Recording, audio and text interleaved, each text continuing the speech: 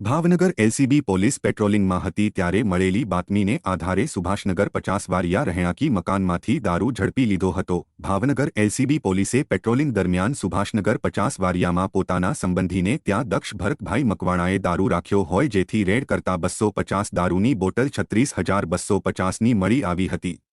આથી ગુન્હો નોંધી આરોપી અને મુદ્દામાલ ઘોઘા રોડ પોલીસ સ્ટેશનને સોંપી આપ્યા હતા।